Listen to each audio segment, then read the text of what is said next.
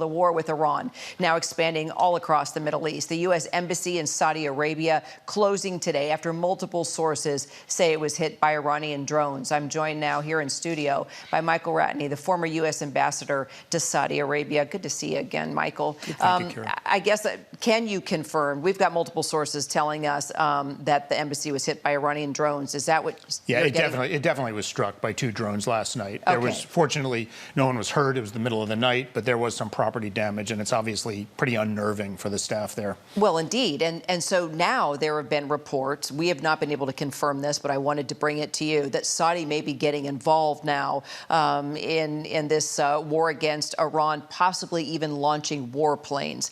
What are your thoughts? So I've heard some of these reports. I'm still somewhat cautious about them. Okay, I know, tell me why. It's pretty clear that the Iranians are trying to goad the Saudis and the other Gulf governments into the fight. They've launched attacks not just on our embassies, but on facilities, including energy facilities throughout the Gulf, including in Saudi Arabia. I feel like either on purpose or implicitly, they're goading the Saudis into the fray. For the Saudis, that would be a big decision, right? I know this infuriates them, what's going on right now, but for them to get into the fight means drawing a reprisal from the Iranians, a very direct reprisal that becomes an almost uncontrollable escalation. We're already at a point now where this war is calling into question the ability of these countries to attract tourists and visitors. You see all these images from the airports of stranded passengers. For this to escalate even further is a risky proposition. So I think it would be a big decision for the Saudis to actually get into the fight at this point. So the war is clearly expanding. We've got correspondents all over the Middle East now. Your thoughts about that? Is it going to keep expanding? And what countries could you see getting involved in a way that the U.S. and Israel is involved? Sure. We saw it yesterday, and it continues today. Hezbollah in Lebanon was starting to fire rockets into Israel, and Israel launched a pretty robust reprisal. There's militia groups inside of Iraq, and of course the Houthis in Yemen continue to pose a threat to commercial navigation, to U.S. naval ships, to Saudi Arabia.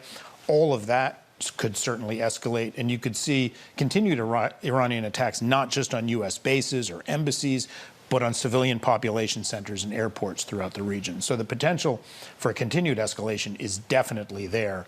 To some degree, it's going to depend on the U.S., what President Trump's decision is about how long he wants this to last and whether or not and how he could define success and a normal end to this conflict.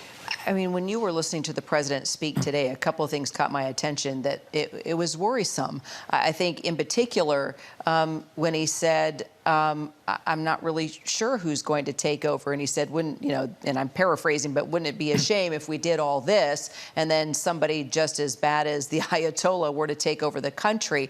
I'm just having visions of Iraq and what a nightmare that was. There was no plan B for a government and a smooth transition. And we saw what happened there.